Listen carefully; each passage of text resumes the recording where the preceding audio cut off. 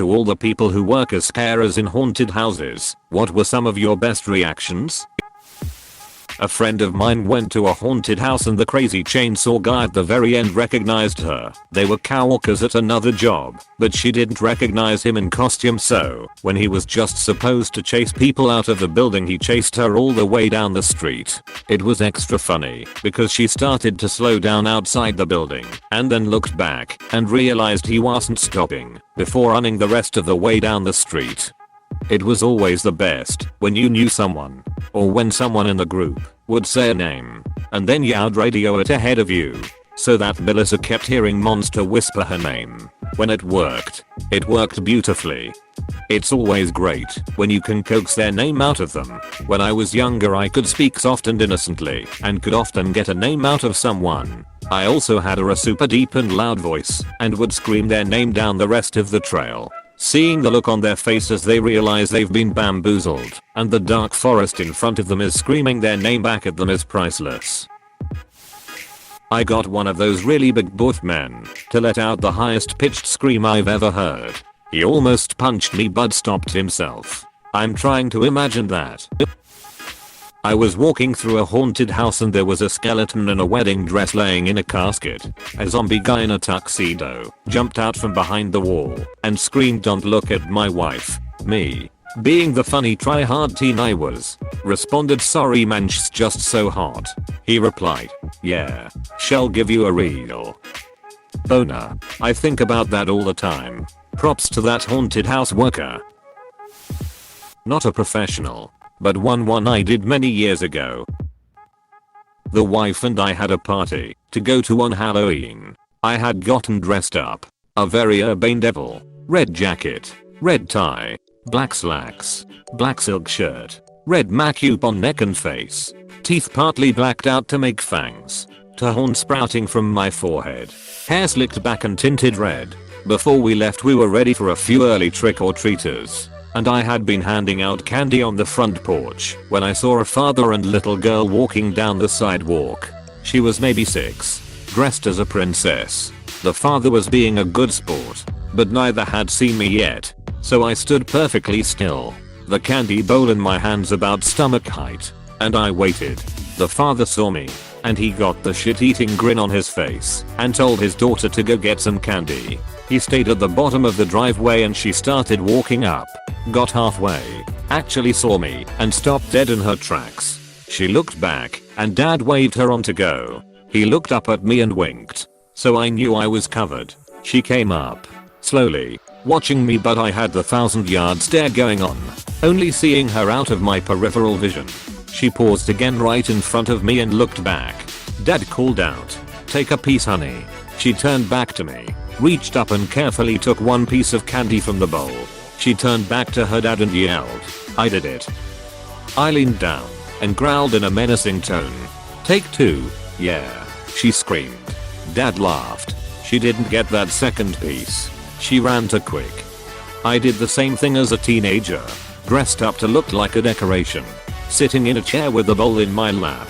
Every time kids would reach in to get candy, I'd jump. One kid told his dad I was a real person.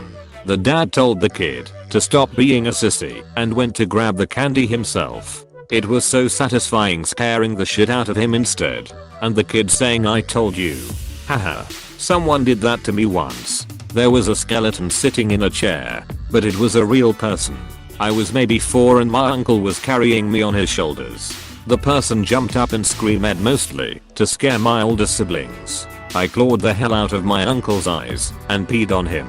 I'm 28 now, and he still mentions it every once in a while, lol. I have several stories. Done it for years. I was once knocked out. Worked in a house with a scare room, where you peek behind blacked out curtains. You're not supposed to lean farther than the windowsill, but sometimes you're just in the moment. A guy turned a corner and was looking at the blacklight work on the wall and didn't notice me right beside him. I leaned as close as I could to him and just whispered to him. He collapsed to the ground and reached for anything he could grab. Grabbed the back of my head and I slammed my head into the sill. Next thing I know I'm on the ground of the scare room. A coworker steps over me and hands me a bottle of ibuprofen lol. I was once Nosferatu and scared a guy so bad he tried to clear the corner of rocks and props instead of run around it. He fell and tumbled down the other side breaking 3 fingers. Another time I was part of a blacklight clown maze. The walls were fence. We kept jumping back and forth on the fences and this woman became so exhausted from screaming she passed out. We had to shut it down for a while until paramedics could arrive and get her out.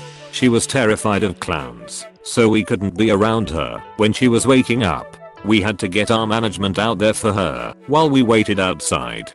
She really went to a clown maze when she's terrified of clowns? From what was understood, yeah. When she collapsed, a few other clowns and myself went over to her as caring human beings, and her S/O told us we need to get out of sight because she was afraid of clowns. I don't know why she went and lol.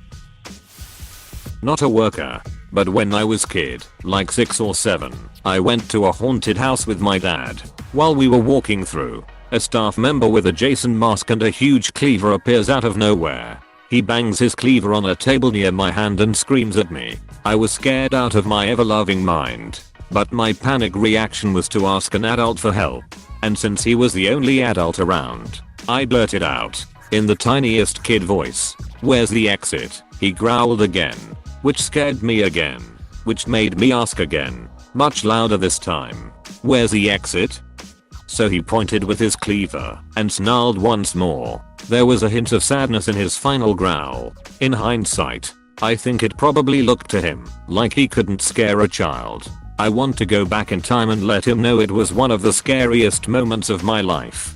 But my parents had trained me very well. Sorry, Anonymous Jason. I didn't mean to emasculate you. I found that this is common. It's easy to startle a kid, but to get a prolonged scared reaction just doesn't happen half the time. I don't know if it's because they feel safe with their parents, or if they know it's fake, or they accept that it's real, and don't know the world enough to know it's scary, but whatever the reason, a lot of times a jump scare and a quick shriek seems to be the best you can hope for. And honestly, I prefer that. I don't want to terrify children. Man, no wonder performers messed with me so much when I went to haunted houses as a kid. I always looked terrified, and it felt like every performer made a point to come right up to me and terrify me. Not a scarer, but my kid once got the whole attraction shut down. A local haunted Halloween place that was a tradition for us to visit every year had a house of horrors. It was the standard old farmhouse turned into a maze of rooms and hallways filled with monsters and creatures. Speakers blaring woo-woo sounds. Fake cobwebs and the whole bit.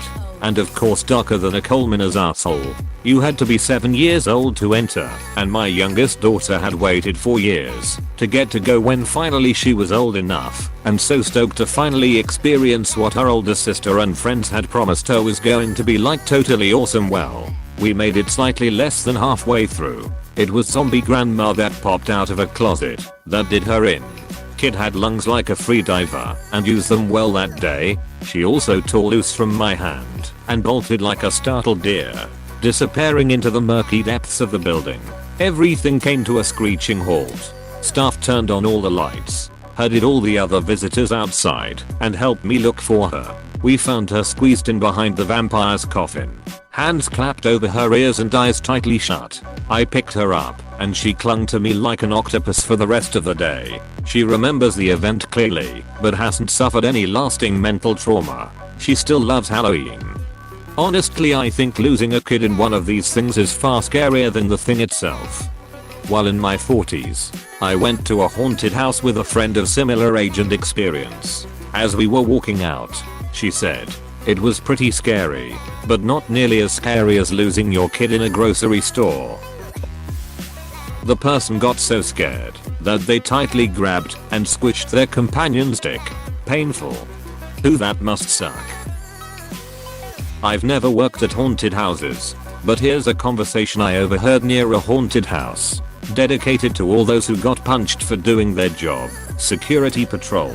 Don't touch the monsters. The monsters won't touch you. Random kid. What if I punch the monsters? Security patrol. The security will touch you. Apostrophe. I was part of a cannibal hillbilly haunted house. My role is to hide near the entrance and jump out with a bloody spade to scare the visitors as they enter the house. I will then call out for my little brother, whom I call Baby. The line goes, "Hey Babette, we got more playthings." One time, a customer was unscathed by my scare and was laughing and mocking me. And when I called out for my baby, he was like, "Oh no, wow." A babba, little did they know. Baby is a huge guy covered in blood and intestines, wearing butcher apron with a pig mask and armed with an axe. The moment the guy mocked me for calling for Baby, Baby immediately rushed out from a secret door next to him with a creepy childlike laughter. The guy got so scared he stumbled backwards and crashed into our prop haystacks.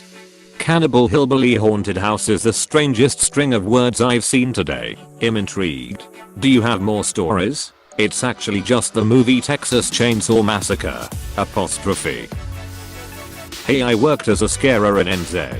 I really liked the place and it was fun to work at. They also made sure that we were always safe and people got kicked out if they didn't follow the rules. My best reaction was from a big guy who dropped backwards on the floor and screamed his lungs out after I did a long short scare. Long short is a scare where you shine light on yourself from far away and then sneak up to the person and flash yourself again. One of my favorite ones. I love those type of jump scares, but I did differently by creating a build up of tension. I shine my lights to myself. I turn off, walk one step further and turn on. Do this over and over until you get closer, and when you're close enough, go near the person and shine once again. This time yell loud as you can. Used to know a dude did rock climb with, and he was working at one of these haunted houses as a jack-in-a-box. So he jumps out one time and this proper muscular, manly dude let out a high-pitched scream and punched him straight in the nose by reflex. He now has a crooked nose. A little kid was on his dad's shoulders, and when I was done yelling he said, "Who are you?" And I kid you not, I started laughing. I couldn't stop. His reaction was so calm and honest. Really is a story for the books. TLDR. Little kid is not afraid and makes me laugh.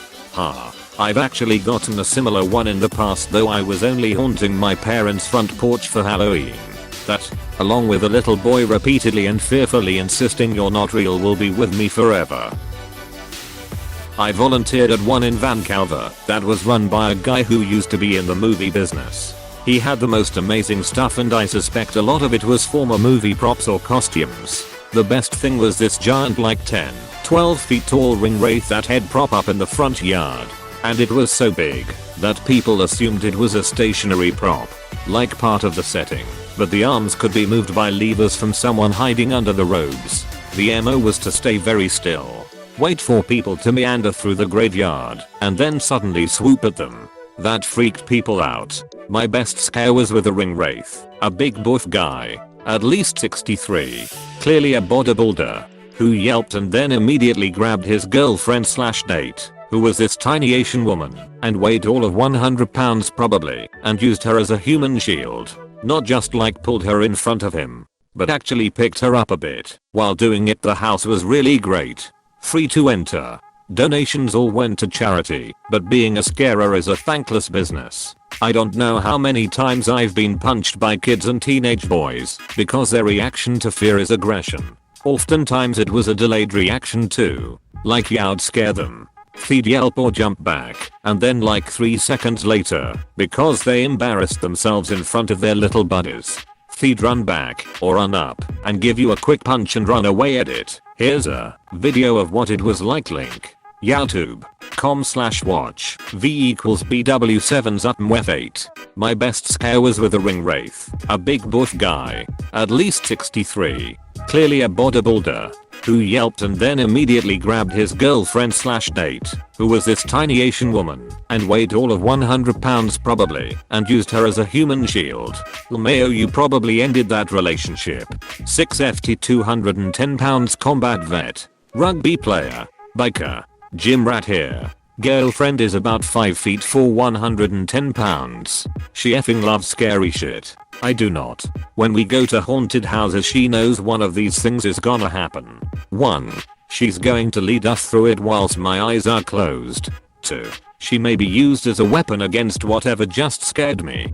3. If she gets too spooked, we are breaking land speed records because in leading the way out. I'll be honest though, some of it is for show because she gets a kick out of me being so scared.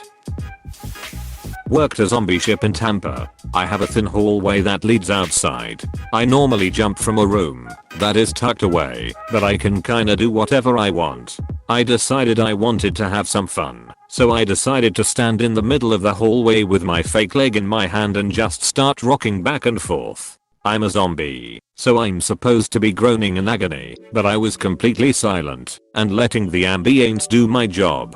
My mark rounded the corner and he saw me just rocking there. He turned around and just said nope and ran the other direction. I took this time to slide back into my room and the mark came back and his friends were like, "What's your problem?" "There is nothing here." "He was here. There was somebody here," my target exclaimed. My original mark led the group, so I decided to attack the middle. They all slammed into each other and fell down laughing. It's things like this that make me keep working haunted houses. I'm skipping this year because of the whole COVID thing, but maybe next. I got ton of stories. Good times all around. Well, let's hear some more, cause that one was hilarious. A friend of mine got pepper sprayed twice. That was fun for him. Who TF gonna bring pepper spray to a damn haunted house with intent to use it? Seriously. This should be cause for assault charges. Hey, thanks for watching, and don't forget to subscribe.